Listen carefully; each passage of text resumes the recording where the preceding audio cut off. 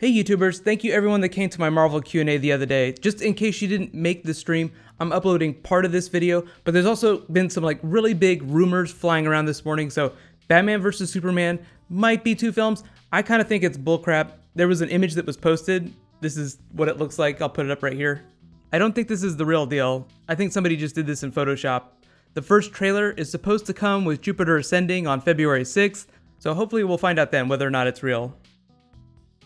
There's also new trailers for Arrow Season 3 in The Flash that feature a bunch of new characters, so I'm going to do videos for both of those too next. There'll be 2 trailer breakdowns, and I'm also working on a Sherlock video.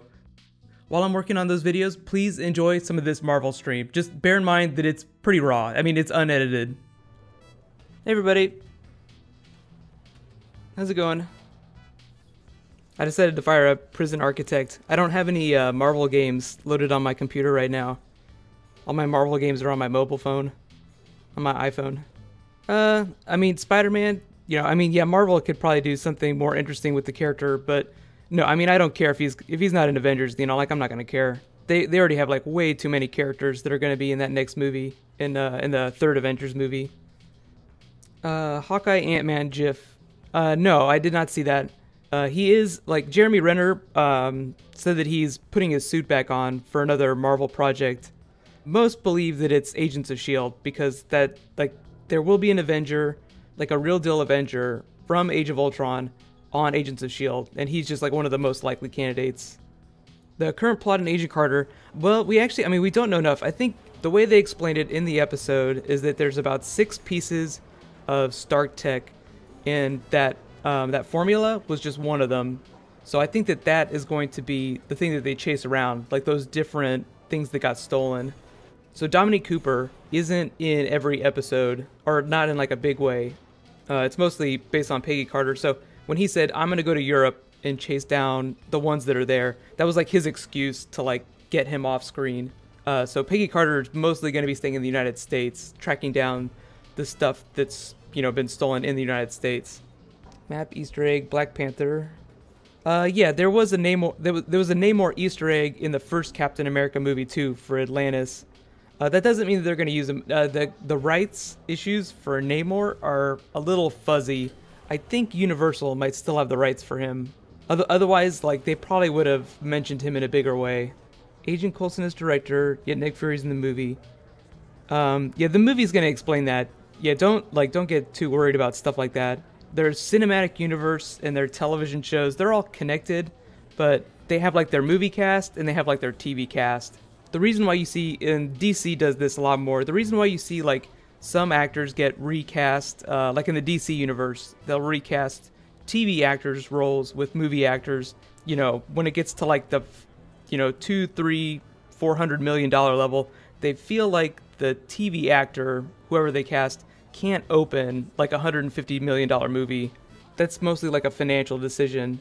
They feel like those movie people have a broader appeal internationally. So they're talking China, people places outside the United States, which I'm sure there are a bunch of you in the channel here that are actually from outside the United States. So it's different actors are popular inside the United States than outside. So Tom Cruise, not really popular in the United States, super popular internationally, which is why he still gets hired to make movies and gets paid, the amount of money he does. Stark and Vanko's plans. Vanko was actually one of the coolest things. I got so excited when I saw him. I read he was going to be in the series. I didn't know how they were going to use him. So when they went to see him to get information about the bomb, the nitramine, it was at Stark Labs. So this is sometime before they have their falling out. And if they get a season 2, maybe they'll explore that more, but I don't think that Vanko is going to be as big a part early on. I think they'll just go to him every once in a while.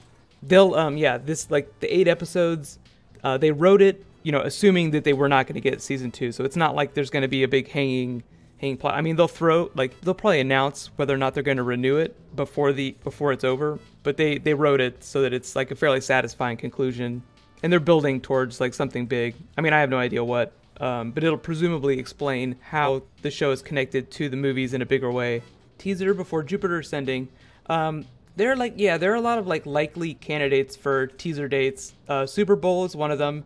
The problem with the Super Bowl is that it's like $4 million or like $2 million for like a 30-second spot. So if they do air a trailer during the Super Bowl, it'll be like a 30-second version of the trailer, and then they'll be like, go online to see the full trailer, you know, which is kind of a douchey thing to do. Warner Brothers will do like a really big Marvel-style Comic-Con panel. They're planning one because they'll actually have footage for Batman vs Superman. Like this past year at Comic-Con, they had just started filming, so they really didn't have much.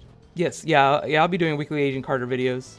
I'm more worried about Daredevil. Daredevil actually, yeah. So April 10th, they actually moved it up. Originally, it was listed for like May the 1st, which is the day that Age of Ultron comes out. So they moved it up. So like what they're doing is like to get you thinking about Marvel things. They'll have Agents of S.H.I.E.L.D. and then they'll have Daredevil. So it'll be like them like shooting like a Marvel shotgun at your face. Just so that, you know, they'll be running all kinds of like crazy Ultron ads. It's gonna be fun. Like April, May, June will be like crazy Marvel time. Yeah, actually, for some reason, Comixology does not have like a social page where it's like you can go and like visit a profile where you can see like the stuff that I buy.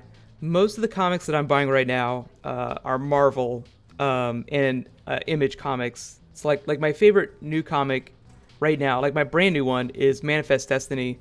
The Ant-Man comic, I bought the Ant-Man comic. They restarted it. It's like Ant-Man #1 with Scott Lang, and he's working with, it's like kind of tying in with Stark Industries and Tony Stark. It looks like it's gonna be fun. Ant-Man is like a really weird character. I think they're just trying to create more awareness for like the Scott Lang character, so that people are, you know, kind of understand where he's coming from. He's very different from like the other Marvel heroes. Just because the Arrow and Flash trailer videos are pretty easy for me to get out, I'm going to post those videos next, so be sure to subscribe to get everything. In the meantime, you can click here to watch the Ant-Man trailer again. I know it sounds weird. It's going to be an awesome movie. It'll be a lot of fun. And click here for my Agent Carter review. Thank you so much for watching, so let's all high five. I'll see you guys tonight.